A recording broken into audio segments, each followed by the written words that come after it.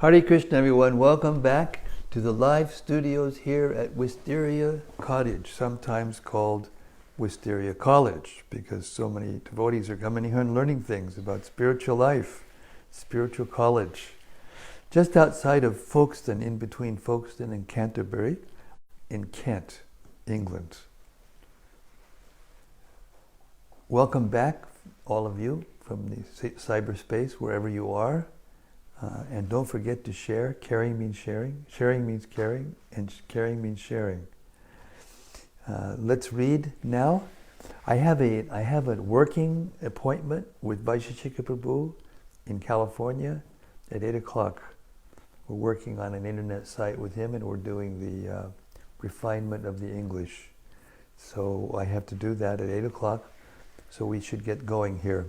So let's first of all read Srila Sanatana Goswami's beautiful, glorious, deeply philosophical glorification of the Srimad-Bhagavatam, called Srimad-Bhagavata Mahima Stotram. And it goes like this. Sarva Shastrabdi Yusha Sarva Vedaika Satpala Sarva Siddhanta Ratnadya Sarva Lokaika Drikprada. O nectar from the ocean of all scriptures, singular fruit of all the Vedas, rich mine of the precious gems of all conclusive truths, you are the only giver of sight to all the worlds. Sarva Bhagavata Prana Srimad Bhagavata Prabho Kalidvan Doritaditya Sri Krishna Parivartita. O life air of all the Supreme Lord's devotees, O Master Srimad Bhagavatam, you are the sun risen in the darkness of Kali. You are the exact image of Sri Krishna. Paramananda Pataya Prema Varshak Sharayate Sarvada Sarvasevyaya Sri Krishnaya Namostume. I bow down to you who are supremely blissful to read. Your every syllable pours down a flood of prema. You can always be served by everyone. You are Sri Krishna himself. Madeka Bando Matsangin Madguro Man Mahadana Man Nishtadaga Mad Bhagya Mad Ananda Namostute.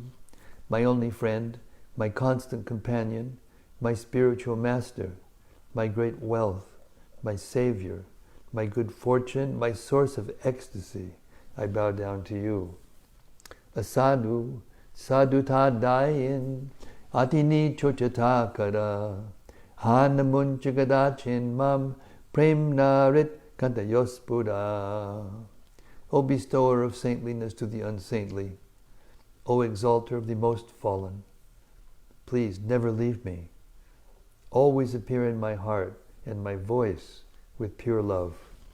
Om Namo Bhagavate Vasudevaya. Om Namo Bhagavate Vasudevaya. Om Namo Bhagavate Vasudevaya.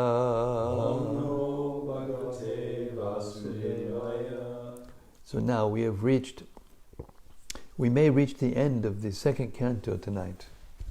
We're on text 37. 37 through 40 actually. It's a combined shlokas. And Shukadeva Goswami is now explaining how the universal form of the Lord was created. He's explaining this to Maharaj Parikshit. We've already heard something substantial about how the different parts of the universal body appeared and how they were activated and how it all fits together. So now we're on text 37. Shukadeva Goswami speaking. O King, know from me that all living entities are created by the Supreme Lord according to their past deeds. The living entities include Brahma and his sons like Daksha, the periodical heads like Vaivasvata Manu, the demigods like Indra, Chandra, and Varuna, the great sages like Bhrigu, Vyasa, and Vashishta, the inhabitants of Pitriloka and Siddhaloka, the Charanas, Gandharvas, Vidyadharas, Asuras, Yakshas, Kinnaras, and angels, the serpents, the monkey-shaped Kimpurushas, the human beings, the inhabitants of Matriloka, the demons, Pishachas, ghosts, spirits, lunatics, and evil spirits, the good and evil stars, the goblins, the animals in the forest, the birds, the household animals, the reptiles, the mountains, the moving and standing living entities, the living entities born from embryos, from eggs, from perspiration, and from seeds, and all others, whether they be in the water, or land, or in the sky, in happiness, in distress, or in mixed happiness and distress, all of them, according to their past deeds, are created by the Supreme Lord. Purport. The varieties of living entities are mentioned in this list, and with no exception, from the topmost planet down to the lowest planet of the universe, all of them, in the different species of life, are created by the Almighty Father, Vishnu. Therefore, no one is independent of the Supreme Personality of Godhead. In the Bhagavad Gita 14.4, the Lord therefore acclaims all living entities as his offspring in the following verse: Sarva yonishu konteya murtayak sambhavanti yaha tasam brahmamahad. Living being is seen to come out of the mother's body. It is still a fact that the mother is not the ultimate cause of such a birth. The father is the ultimate cause of birth. Without the father's seed, no mother can give birth to a child. Therefore, the living beings in different varieties of forms and positions within the innumerable universes are all born of the seeds of the Almighty Father, the personality of Godhead. And only to the man with a poor fund of knowledge do they appear to be born of the material nature. Beginning from Brahma, being under the material energy of the Supreme Lord, all living entities, beginning from Brahma down to the insignificant ant, are manifested in different bodies according to their past deeds. The material nature is one of the energies of the Lord. The material nature is inferior in comparison to living entities, the superior nature. The superior nature and inferior nature of the Lord combine to manifest all universal affairs. Some of the living entities are relatively happy in better conditions of life, whereas others are in distressing conditions of life. But factually, none of them are actually happy in material, conditional life. No one can be happy in prison life, although one may be a first-class prisoner and another a third-class prisoner. The intelligent person should not try to be promoted from third-class prison life to first-class prison life, but should try to be released from the prison altogether. One may be promoted to first-class prisoner, but the same first-class prisoner may again be degraded to third-class prisoner in the next term.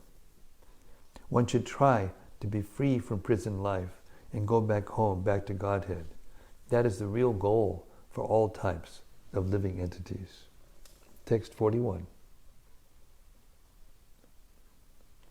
According to the different modes of material nature, the mode of goodness, the mode of passion, and the mode of darkness, there are different living creatures who are known as demigods, human beings, and hellish living entities.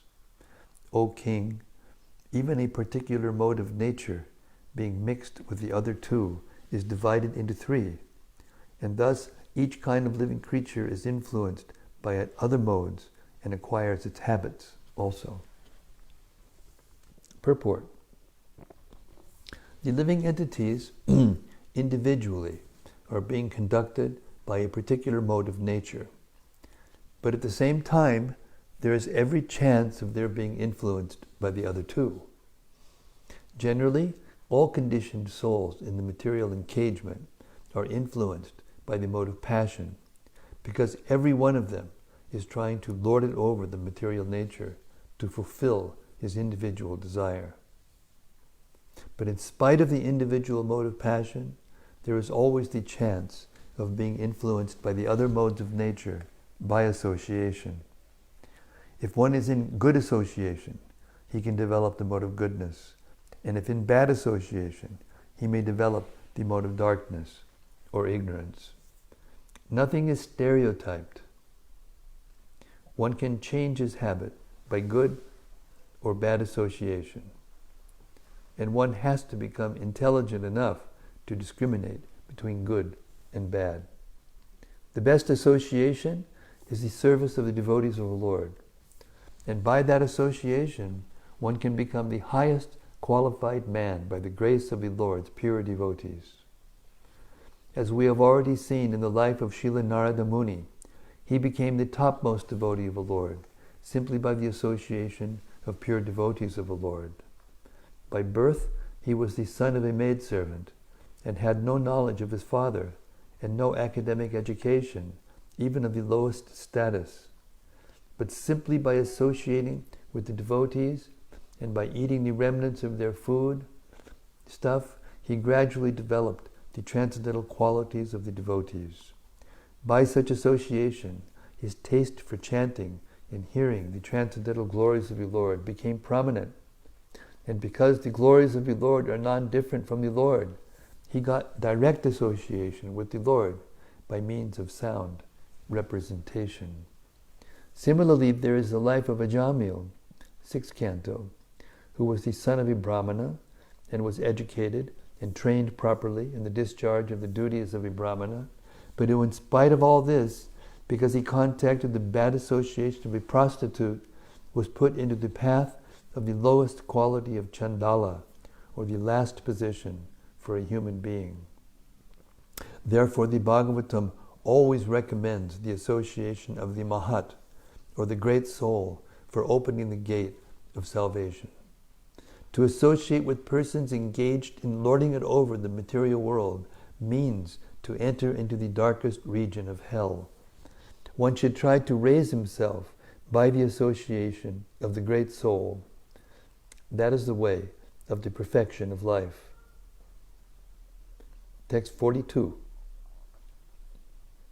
He, the personality of Godhead, as the maintainer of all in the universe, appears in different incarnations after establishing the creation, and thus he reclaims all kinds of conditioned souls amongst the humans, the non-humans, and the demigods. Purport. The Supreme Personality of Godhead Vishnu incarnates himself in different societies of living entities to reclaim them from the clutches of illusion. And such activities of the Lord are not limited only to human society. He incarnates himself even as a fish, hog, tree, and many other forms. But less intelligent persons who have no knowledge of him deride him, even if he is in human society, as a human being. The Lord therefore says in the Bhagavad Gita, Avajananti mam mudha manushim tanamashritam param bhavamajananto mama bhuta maheshwaram. As we have already discussed in the previous verses, it is concluded that the Lord is never a product of the material creation. His transcendental position is always unchanged. He is the eternal form of knowledge and bliss, and he executes his almighty will by his different energies. As such, he is never subject to reactions for any of his acts. He is transcendental to all such conceptions of actions and reactions. Even if he is visible in the material world, the exhibition is only of his internal energy, for he is above the good and bad conceptions of this material world. In the material world, the fish or the hog may be considered lower than the man, But when the Lord appears as a fish or hog, he is neither of them in the material conception. It is his causeless mercy that he appears in every society or species of life, but he is never to be considered one of them. Conceptions of the material world, such as good and bad, lower and upper, important and insignificant, are estimations of the material energy, and the Supreme Lord is transcendental to all such conceptions. The words param bhavam, or transcendental nature, can never be compared to the material conception. We should not forget that the potencies of the Almighty Lord are always the same and do not decrease because the Lord assumes the form of a lower animal. There is no difference between Lord Sri Rama, Lord Sri Krishna, and his incarnations as a fish and a hog. He is all-pervading and simultaneously localized at any and every place. But the foolish person with a poor fund of knowledge, for want of that param bhavam of the Lord, cannot understand how the Supreme Lord can take the form of a man or a fish. One compares everything to one's own standard of knowledge, as the frog in the well considers the sea to be like the well. The frog in the well cannot even think of the sea, and when such a frog is informed of the greatness of the sea, it takes the conception of the sea as being a little greater than the well. As such, one who is foolish about the transcendental science of the Lord will find it difficult to understand how Lord Vishnu can equally manifest himself in every society of living entities. Text 43. Thereafter, at the end of the millennium, the Lord himself, in the form of Rudra, the destroyer, will annihilate the complete creation as the wind displaces the clouds. Purport.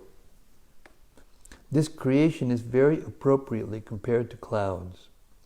Clouds are created or situated in the sky, and when they are displaced, they remain in the same sky without manifestation. Similarly, the whole creation is made by the Supreme Personality of Godhead in his form of Brahma.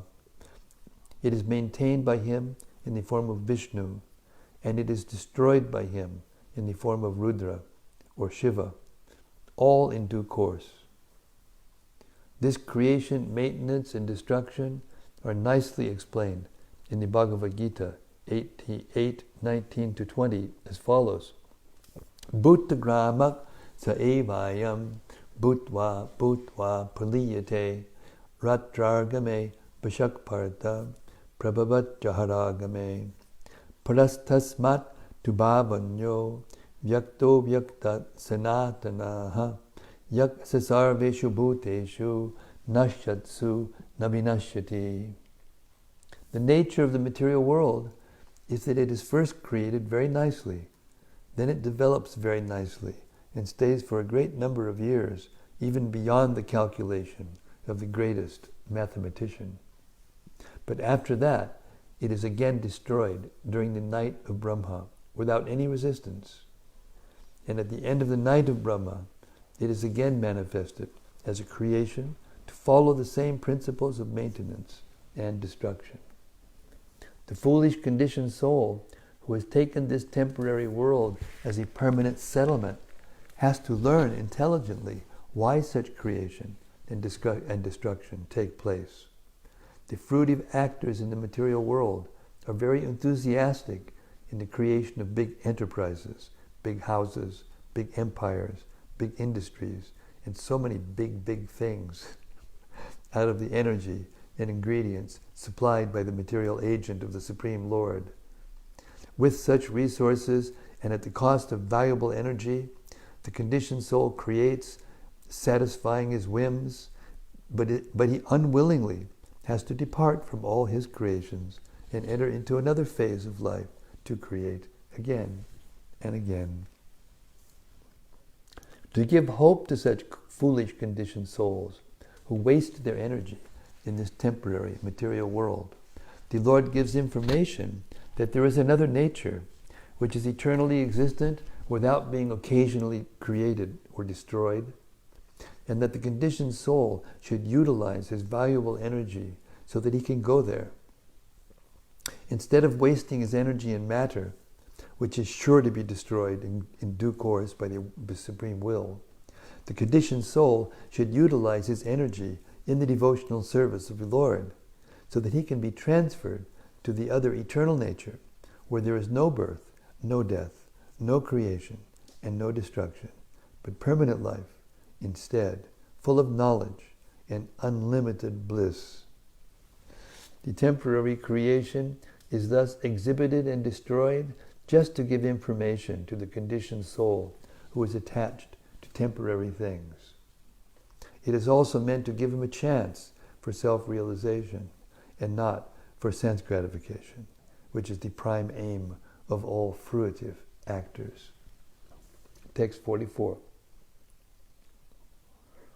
The great transcendentalists thus describe the activities of the Supreme Personality of Godhead, but the pure devotees deserve to see more glorious things in transcendence beyond these features.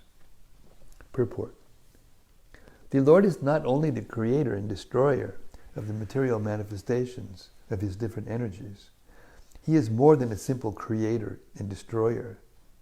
For there is his feature of Ananda, or his pleasure feature. This pleasure feature of the Lord is understood by the pure devotees only, and not by others. The impersonalist is satisfied simply by understanding the all-pervasive influence of the Lord. This is called Brahman realization. Greater than the impersonalist is the mystic who sees the Lord situated in his heart as Paramatma, the partial representation of the Lord. But there are pure devotees who take part in the direct pleasure, Ananda potency, of the Lord by factual reciprocation of loving service. The Lord in his abode, called the Vaikuntha planets, which are eternal manifestations, always remains with his associates and enjoys transcendental loving services rendered by his pure devotees in different transcendental humors. During the manifestation of the creation, the pure devotees of the Lord practice that devotional service to the Lord and thus take full advantage of the manifestation by qualifying themselves to enter into the kingdom of God. The Bhagavad Gita confirms this. Bhaktya mam abhijanati yavanyascha smitatpataha tato mam tatvato gyatva vishate tadanantaram.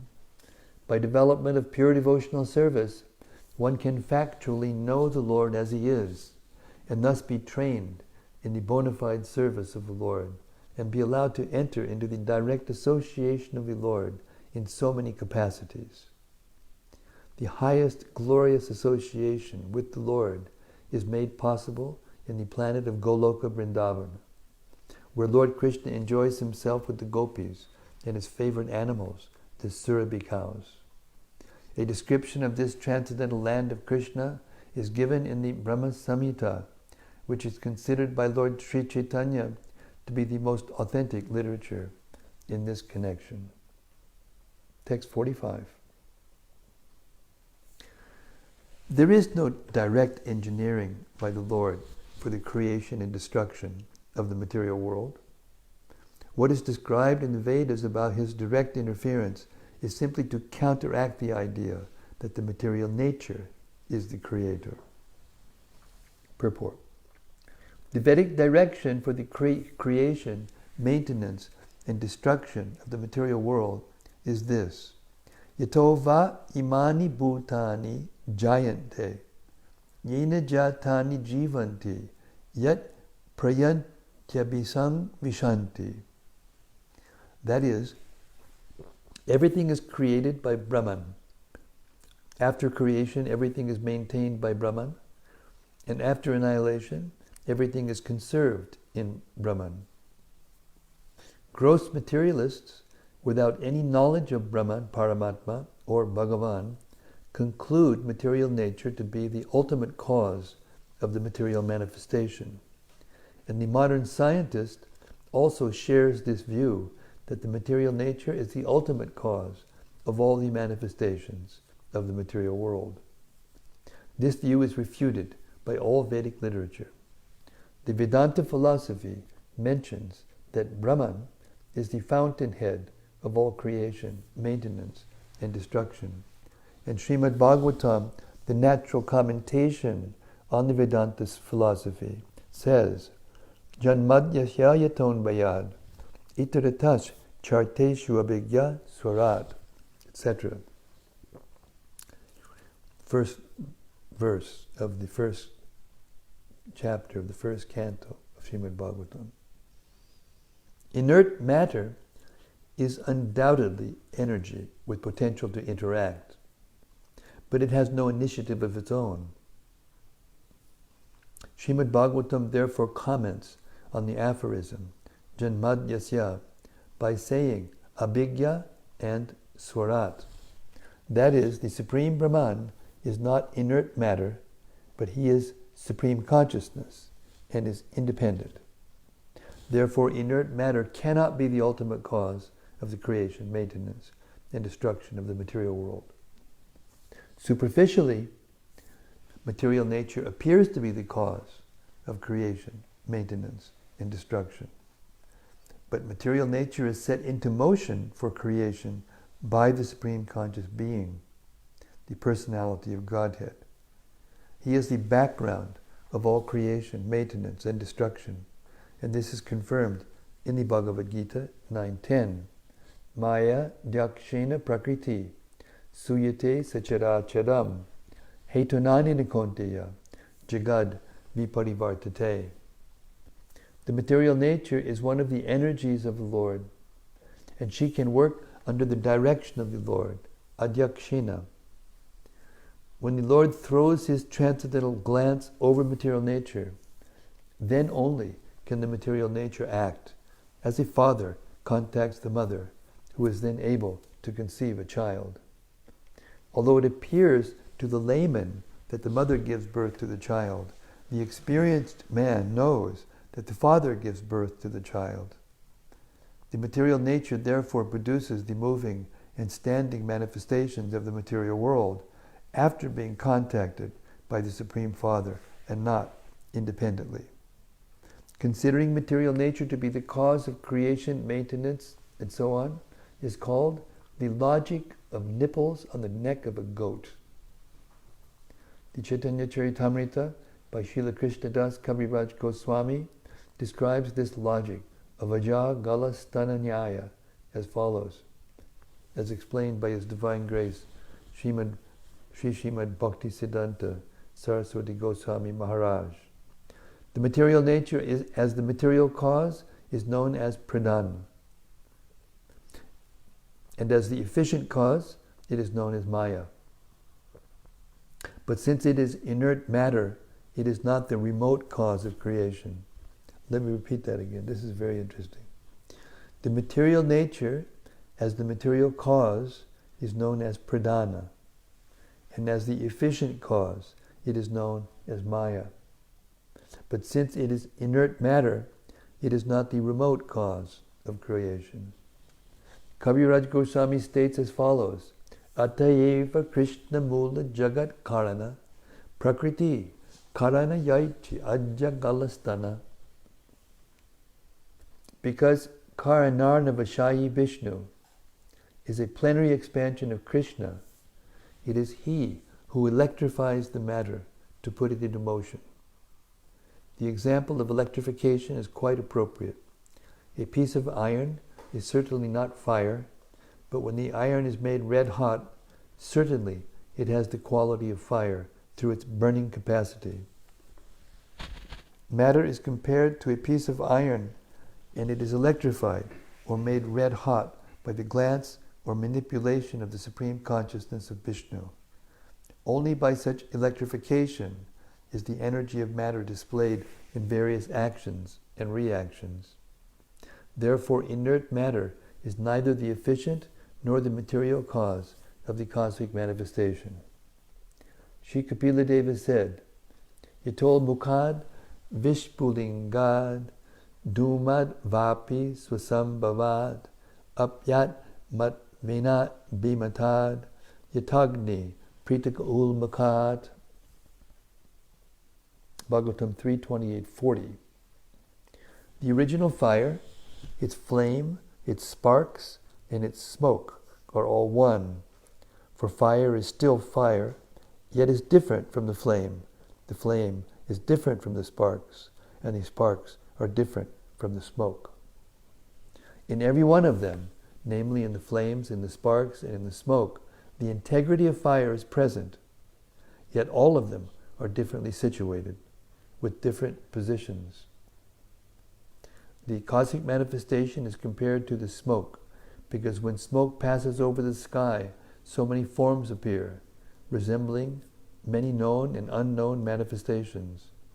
The sparks are compared to living entities, and the flames are compared to the material nature, pradhan.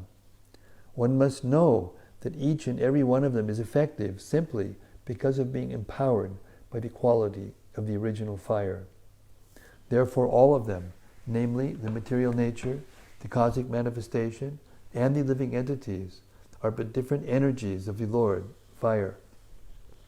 Therefore those who accept the material nature, prakriti, as the cosmic manifestation's original cause, prakriti is the cause of creation, according to the Sankhya philosophy, are not correct in their conclusion. I'll read that again.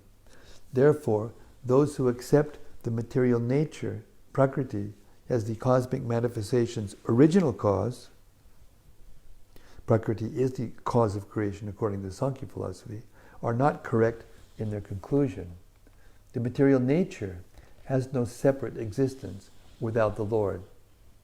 Therefore, setting aside the Supreme Lord as the cause of all causes is the logic of aja gala stana nyaya, or trying to milk the nipples on the neck of a goat. The nipples on the neck of a goat may seem like sources of milk, but to try to get milk from such nipples will be foolish. Text 46. This process of creation and annihilation, described in summary herein, is the regulative principle during the duration of Brahma's one day. It is also the regulative principle in the creation of Mahat, in which the material nature is dispersed. Purport. There are three different kinds of creation, called Mahakalpa, Vikalpa, and Kalpa. In the Mahakalpa, the Lord assumes the first Purusha incarnation as Karanodakashaya Vishnu, with all the potencies of the Mahatattva and the 16 principles of creative matter and instruments. The creative instruments are 11, the ingredients are 5, and all of them are products of Mahat, or the materialistic ego. These creations by the Lord in his feature of Karanodakashaya Vishnu are called Mahakalpas. The creation of Brahma and the dispersion of the material ingredients are called Vikalpa. And the creation by Brahma in each day of his life is called a Kalpa. Therefore, each day of Brahma is called a Kalpa, and there are 30 Kalpas in each of Brahma's month. This is confirmed in the Bhagavad Gita 18:17 as follows. Sahasra Yuga Paryantam Aharyad Brahmano Viduhu Ratrim Yuga Sahasrantam Teho Ratravido Janaha. In the upper planetary system, the duration of one complete day and night is equal to one complete year of this earth. This is accepted even by the modern scientists and attested by astronauts. Similarly, in the region of still higher planetary systems, the duration of day and night is still greater than in the heavenly planets. The 4 yugas are calculated in terms of the heavenly calendar, and accordingly last 12,000 years in terms of the heavenly planets. This is called a Divya Yuga, and 1,000 Divya Yugas make one day of Brahma. As mentioned above, the creation during the day of Brahma is called a kalpa, and the creation of Brahma is called a vikalpa. When vikalpas are made possible by the breathing of Mahavishnu, this is called a mahakalpa. There are regular and systematic cycles of these mahakalpas, vikalpas, and kalpas. In the Prabhas Kanda of the Skanda Purana, Shukadeva Goswami replies as follows to a question of Maharaj Parikshit concerning the kalpas. Pratamat Shweta kalpas cha, Dvitiyo Nilalohitaha, Vamadevas Dvitiyas tu, Tato Gatantaro Paraha, Raurava Panchamak Prokta, Shastak Prana Itismitaha, Saptamo ta Brihat Kalpa, Kandarpo Stama Uchate, Sadyukta Navamak Kalpa, Ishano Dashamak Spritaha, Dhyana Ekadashak Proktas, Tata Sarasato Paraha, Trayodasha Udanas tu, Garudo ta Chatur Dashaha, Korma Prachanda Shogyeya Parnamasi Prajapatehe. So the show Nadashingastu Samadhistu Tato Paraha Agneyo Vishnujak Saura Somakalpas Tato Paraha Dvavingsho Bhavanak Prokta Supaman Itichaparaha Vaikuntas Charitashtas Chashtitas Tavad Vali Kalpastato Padaha Saptabingsho Devairajo Gauri Kalpas Tata Pada Mahashridas Tata Proktas Tripuro Yatragatitaha Pitrikalpas Tata Kante Pitrikalpas Tata Chante Yakuhur Brahmamaksmita. The 30 kalpas of Brahma are Shweta, 1, Shweta, 2, Nilalohita, 3, Vamadev, 4, Gatantara, 5, Raurava, 6, Prana, 7, Brihat, 8, Kandarpa, 9, Sadyota, 10, Ishana, 11, Dhyana, 12, Saraswata, 13, Udana, 14, Garuda, 15, Karma, 16, Narashinga, 17, Samadhi, 18, Agneya, 19, Vishnuja, 20, Sora, 21, Soma, 22, Bhavana, 23, Supama, 24, Vaikunta, 25, Archisha, 26, Vali, 27, Vairaja, 28, Gauri, 29, Maheshwara, 30, Paitri. These are Brahma's days only. And he has to live months of these days, up to 100 years. So we can just imagine how many creations there are in kalpas only. Then again, there are vikalpas, which are mentioned above, are generated by the breathing of Mahavishnu. Thus it is stated in the Brahma Samhita, Yasyaikani Vishitakalam Atavalambya Jivanti Loma Bilaja Jagarandanataha. The Brahmas live only during the breathing period of Mahavishnu. So the exhaling and inhaling of Vishnu are Mahakalpas, and all these are due to the Supreme Personality of Godhead, for no one else is the master of all creations.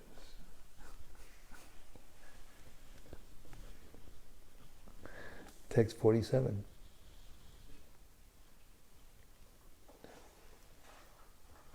O King, I shall in due course explain the measurement of time in its gross and subtle features, with the specific symptoms of each.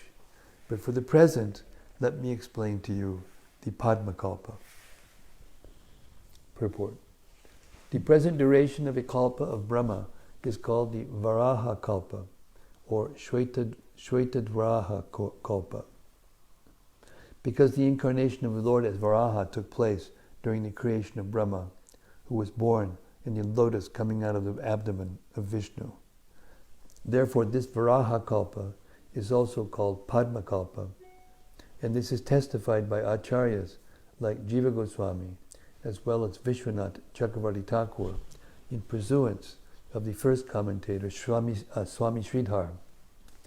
So there's no contradiction between the Varaha and the Padma Kalpa of Brahma. 48. Shaunaka Rishi, after hearing all about the creation, inquired from Sutta Goswami about Vidura, for Sutta Goswami had previously informed him how Vidura left home, leaving aside all his relatives who were very difficult to leave. Purport. The rishis, headed by Shaunaka, were more anxious to know about Vidura, who met Maitreya Rishi while traveling to the pilgrimage sites of the world. 49 and 50. Shaunaka Rishi said, "Let us know, please, what topics were discussed between Vidura and Maitreya, who talked on transcendental subjects, and what was inquired by Vidura and replied by Maitreya. Also, please let us know the reason for Vidura's giving up the connection of his family members, and why he again went home. Please also let us know the activities of Vidura while he was in the places of pilgrimage." Purport. Sri Sutta Goswami was narrating the topics of the creation and destruction of the material world, but it appears that the rishis headed by Shaunaka were more inclined to hear of transcendental subjects, which are on a higher level than the physical. There are two classes of men, namely those too addicted to the gross body and the material world, and others on the higher level who are interested more in transcendental knowledge. Srimad-Bhagavatam gives facility to everyone, both to the materialist and to the transcendentalist. By hearing Srimad-Bhagavatam in the matter of the Lord's glorious activities, both in the material world and in the transcendental world, men can derive equal benefit. The materialists are more interested in the physical laws and how they are acting, and they see wonders in those physical glamours. Sometimes, due to physical glamours, they forget the glories of the Lord. They should know definitely that physical activities and their wonders are all initiated by the Lord. The rose in the garden gradually takes its shape and color to become beautiful and sweet, not by a blind physical law, although it appears like that. Behind that physical law is the direction of the complete consciousness of the Supreme Lord. Otherwise, things cannot take shape so systematically. The artist draws a picture of a rose very nicely, with all attention and artistic sense, and yet it does not become as perfect as the real rose. If that is the real fact, how can we say that the real rose has taken its shape without intelligence behind that beauty? This sort of conclusion is due to a poor fund of knowledge. One must know from the above description of creation and annihilation that the Supreme Consciousness, being omnipresent, can take care of everything with perfect attention. That is the fact of the omnipresence of the Supreme Lord. Persons still more foolish than the gross materialists, however, claim to be transcendentalists and claim to have such supreme, all-pervading consciousness, but offer no proof. Such foolish persons cannot know what is going on behind the next wall, yet they are falsely proud of possessing the cosmic, all-pervading consciousness of the Supreme Person. For them also, hearing Srimad-Bhagavatam is a great help. It will open their eyes to see that simply by claiming supreme consciousness, one does not become supremely conscious. Prabhupada. So poetic, huh? So poetic. Read that again. For them also, hearing Srimad-Bhagavatam is a great help. It will open their eyes to see that simply by claiming supreme consciousness, one does not become supremely conscious. One has to prove in the physical world that he has such supreme consciousness. The rishis of Naimisharanya, however, were above the gross materialists and the false transcendentalists, and thus they were always anxious to know the real truth in transcendental matters, as discussed by authorities. Text 51. Sri Sutta Goswami explained, I shall now explain to you the very subjects explained by the great sage in answer to King Parikshit's inquiries. Please hear them attentively. Purport. Any question that is put forward may be answered by quoting the authority, and that satisfies the saner section. That is the system even in the law court. The best lawyer gives evidence from the past judgment of the court without taking much trouble to establish his case. This is called the parampara system, and learned authorities follow it without manufacturing rubbish interpretations. Ishvara Parama Krishna, Sachidananda Vigraha, Anadir, Adir, Govinda, Sarva Karana Karanam. Let us all obey the Supreme Lord, whose hand is in everything, without exception. Thus end the Bhaktivedanta purports of the second canto, 10th chapter of Srimad-Bhagavatam, entitled Bhagavatam is the answer to all questions. End of the second canto. Hare Krishna. And it's exactly 7:30 on the nose. So we'll stop here for the reading section of our program, and we'll have reflections. Any point that stuck out in your minds, or things you want to be discussed, or questions, or whatever? I've got a question. Okay, Radharaman has got a question, but he speaks so softly, I have to repeat it. Go ahead. I might need help formulating the question. He might need help formulating the question. Here we go. If he has a problem formulating the question, you know it's going to be some question, because he's got a transcendental brain. Go ahead. I was just wondering if you could comment on what we heard towards the end of the reading. He was wondering if I could comment on what we heard towards the end of the evening reading. Where it seems the sage is headed by Shaunaka. Which it seems the sage is headed by Shaunaka. And now inquiring or asking... or now asking Sutta Sutta Goswami to change tack, and instead of talking about the to physical change creation, tack instead of talking about the physical creation. talk about more transcendental topics. Talk about more transcendental topics. Is it that... Is it that is that people have different eligibilities to hear according to their is it spiritual that digestive people have system?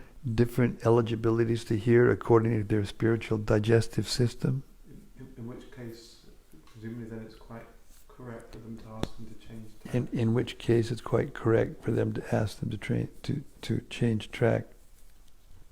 Is that correct? Well, not exactly. I mean, it's partially true.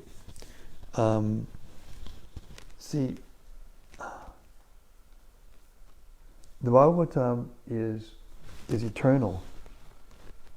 It's not ever created.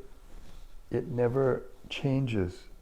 Every syllable of the 18,000 verses are eternal. This is the conclusion of Jiva Goswami in the Tattva Sandarbha. He has many evidences And I found even evidences in Prabhupada's purports that it is an eternal scripture. It's not, it seems to be a smriti, but it's actually shruti. And therefore, even though it appears like one saying one thing to another and then another thing happens and then like that, it's all already eternally set up. So it's not that just they're tired of hearing about the material creation and then they want to go on to some transcendental subject matters. It's also designed in such a way as to gradually, explain both all three kalpas, the kalpa, vikalpa, and kalpa, or the sakalpa, vikalpa, and kalpa. And within that, all these things are happening. And it gives the reader, it expands the consciousness of the reader as the plot thickens as it goes on, and they go back and forth, because what they're going to do is they're going to talk about, Vidura and Maitreya, right? And then they're going to go into the even deeper explanation of the creation by Kapiladev.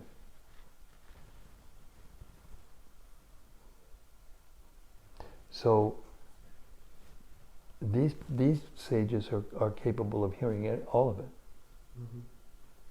But they're hearing it in stages, in sections, developed each section a little bit more, interspersed with descriptions of a little bit more of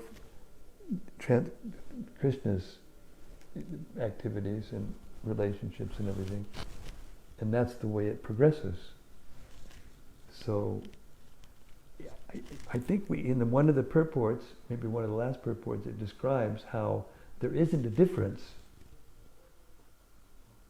So the reason why it's interspersed like that is to give the sensation that it's not different. That one's higher than the other, or we should relish one and not relish the other.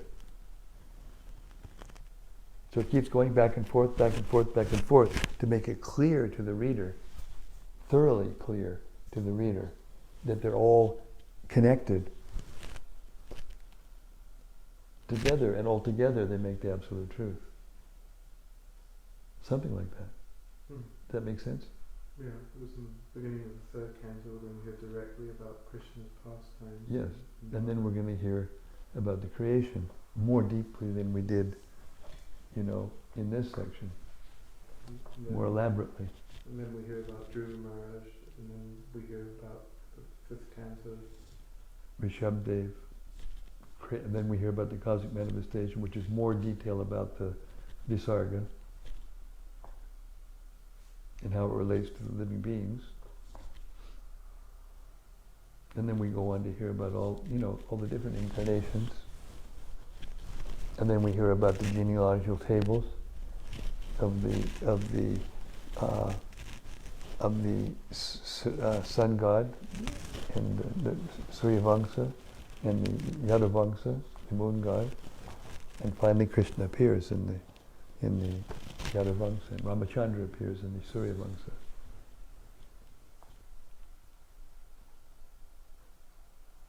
So it's the history of the universe and the history of the appearances of the Lord, and giving a little. That's why I mentioned last night about Bhaktisiddhanta's conception of incidental hearing.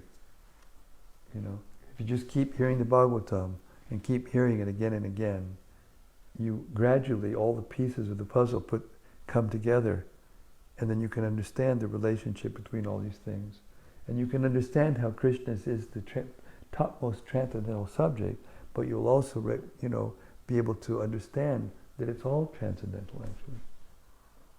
Even the Lord's, pastimes that appear within the material world are transcendental.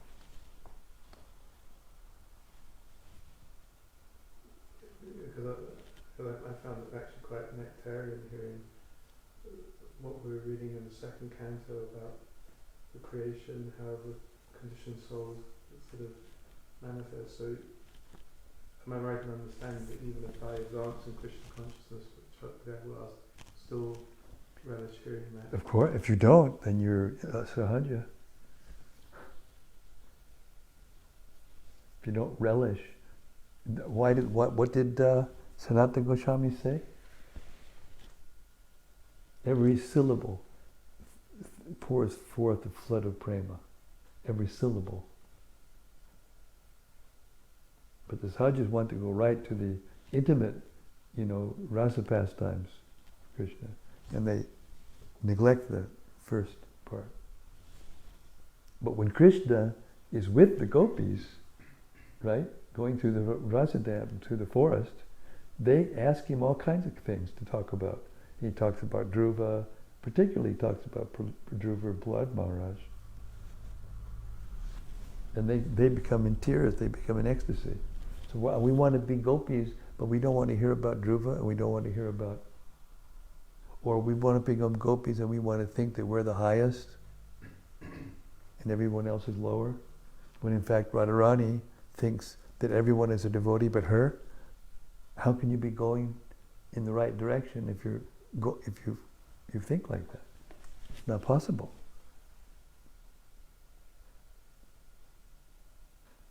Very interesting. There's a further part to the question, because I once on Parakram with Shiva. There's a further part of the question, because once in Parikrama with Shiva Maharaj, Maharaj was making this point. Maharaj is making this point That one has to understand one's own spiritual digestive system. One has to understand one's own spiritual digestive system. Particularly in relation to topics that we're eligible to hear. Particularly in topics on topics that we're particularly eligible to hear. But even someone who's eligible to hear higher things in inverted commas will still relish the second canto. Yes, correct. And especially because, Lord Chaitanya's role in all of this is to teach the Bhagavatam. And Lord Chaitanya wants to deliver the souls from the material world to the spiritual world. And the Bhagavatam appears to do that. So that means we're serving everyone, we're serving others, not just ourselves. We're not interested in just our own relationship with Krishna. Particularly when we're in the material world.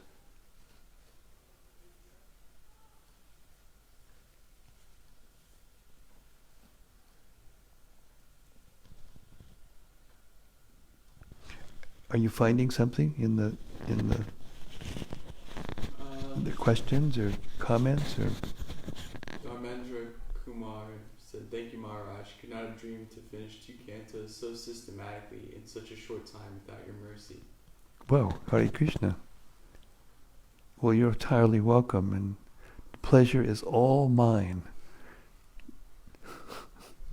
Literally.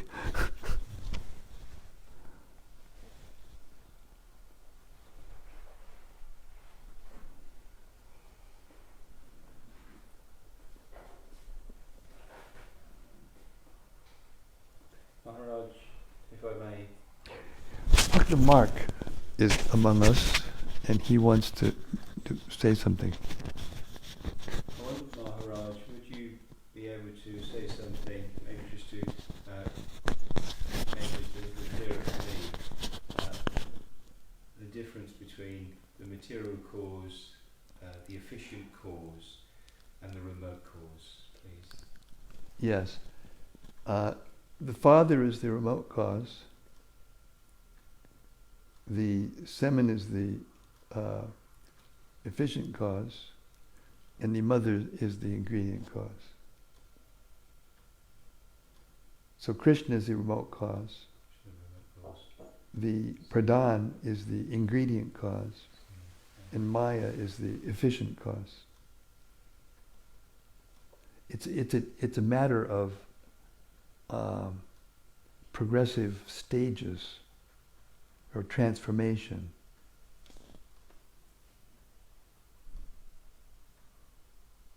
The remote cause is Vishnu, who from his own body creates the material ingredients, the material energy, and then by the manipulation in his subtle body, he creates all of the different parts that make up the universe. But it's unmanifested. It's just within his dream, in his mind. And then it comes out, and this is before each universe is manifested and before each Brahma enters into each universe, before Mahavishnu enters into each universe as Garbhodakashai Vishnu. So each is a phase, but the Lord is the remote cause. He glances at the material nature. And then when it starts to transform, it takes phases, and the pradhan is all of the ingredients together without any transformation. That's the ingredient cause. And then when the Lord glances and time enters and living beings enter and all of their unfulfilled desires,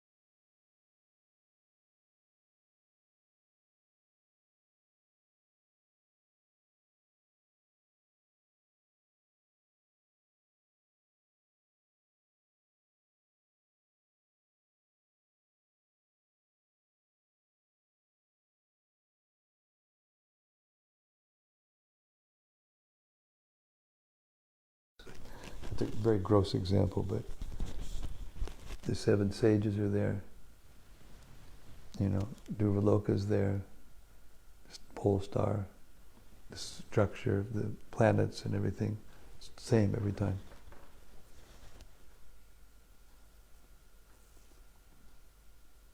And it unfolds in terms of time in the same way. But it's not that it's like a newsreel that always happens exactly the same way, there are varieties, there are variations. There's because living entities have partial independence. They can make decisions that change the events. It's not exactly the same.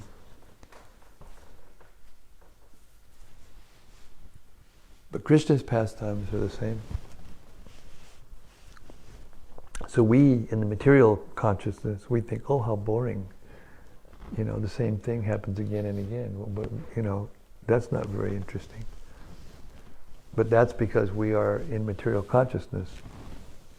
But in spiritual consciousness, there's no time, no space. So, they're ever fresh. The pastimes are ever fresh. Somebody else has said something, or they're just throwing flowers No, and just saying hearts and there's kisses? some internet interruptions. Oh, Really? so it's just interrupting and then it's starting again? Yeah, some people are experiencing some internet interruptions, so But we're not experiencing it here.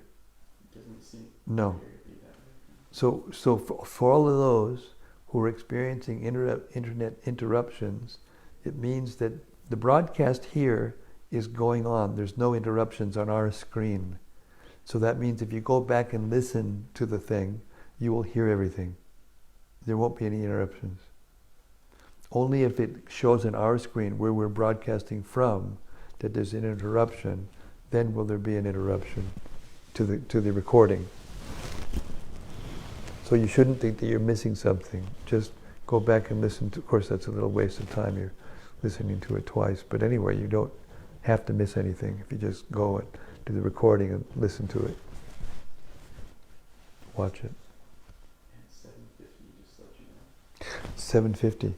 Okay, I have to stop now, everyone, because Vaisheshika Prabhu is calling me from California, and I have a working meeting with him at 8 o'clock. So I thank you, everyone, very much. This is very, very delicate, not delicate, but very intricate and deep, explanations of how things came into being and how they are going on. And it's very interesting, it's fascinating. Not so easy to follow, especially if you're hearing it for the first time. But rest assured that if you keep on hearing, and especially if you hear it like this, very carefully read, slowly and carefully, the pieces gradually will be put together if you keep hearing the Bhagavatam. Don't give up. Keep hearing the Bhagavatam and it will all become revealed. Okay? Thank you very much. Srimad Bhagavatam ki jai. Shri Shukadev Goswami ki jai. Maharaj Parikshit ki jai. Shonaka Rishi ki jai. Sutta Goswami ki jai. Gaur Premanandi. Gaur Premanandi. Hari Hari. Hari Krishna.